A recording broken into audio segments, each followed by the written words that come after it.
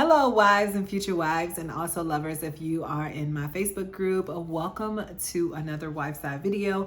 I am Lacole Hanson, a military marriage and wife coach, just out here trying to help bring the divorce rate down. And today I'm excited about this video because we are discussing the 3 silent killers that are affecting marriages today. And the reason why I think that it's important to share this video is because if you see these things as something that is happening in your marriage, you can fix them today. You can start the process to turn your marriage around instead of worrying about this in the long run or when it leads to divorce. So let's get into number 1, which is going to be resentment. Now, I've talked about resentment a few times. I just did a Don't Forget Friday on resentment. And the reason why I like to pinpoint resentment as a silent killer, because that is exactly what it is.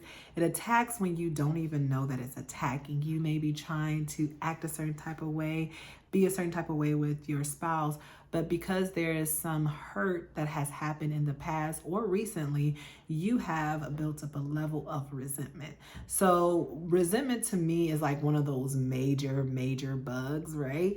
And they just have these little bugs that kind of come out almost like a spider. Like, it has like its body and then it has the legs that come out. That's kind of how resentment is. And this can be anger, irritation, frustration, disappointment, bitterness, because what you have experienced from your spouse has not fully healed, or it has healed with resentment. So if you have noticed that you are acting in any of those ways that I just explained, I really encourage you to sit down and unpack what is making you feel this way. Have you said that you have forgiven but really have not forgiven? Or have you really not found closure in the situation that took place? And the situation could be something minor or something major. It's just the way that you reacted to that situation. So resentment is number 1 for a reason, because you may not know that it's showing or coming out, but it is. And you definitely need to unpack that. You need to talk about it with your spouse. Or if you're not ready to talk about it with your spouse, go ahead and start journaling. There's ways that you can journal that is very therapeutic, or I think that journaling is very therapeutic, especially in those cases where you're not ready to discuss your feelings with your significant other. But ultimately, you do need to let your significant other know, your spouse know, how you've been feeling.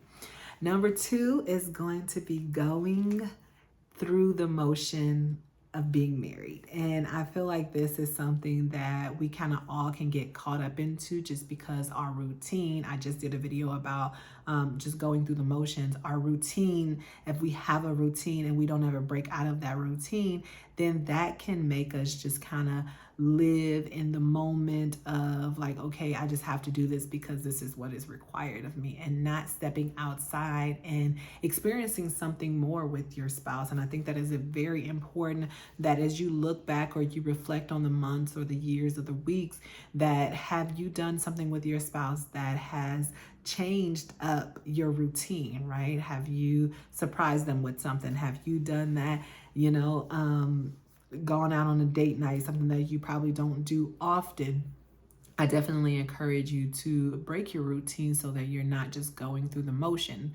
Because what I feel going through the motion does, it allows you to become in a relationship or in a marriage that is emotionless, right? So you start to see your spouse in a different light, not as a spouse. You're not involved with them on a physical level or, on an intimate level. And I think it's very important for you to recognize, like, are we just going through the motion? Like, are we married just and living life as if we are just roommates or just friends, or we're not really communicating about big issues or just having fun, being goofy? I know it's very important to do that. So going through the motions is number 2. Number 3, which is something that's really big, and I want to do a separate video on this, which is intimacy starvation. You are not intimate on a physical or emotional level with your significant other.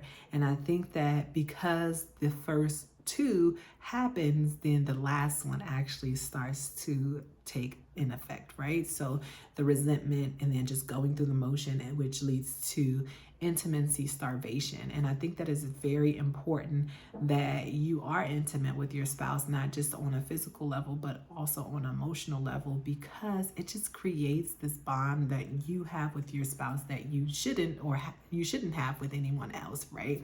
So those are the 3 silent killers that are affecting marriages today. And I really encourage you to do a quality check on your marriage and see if any of these are within you or within your marriage. Like, do you hold a level of resentment for a situation that has happened recently or in the past? Are you all just coming home and just kind of going through the motion of being married? And then also to do a quality check on your intimacy.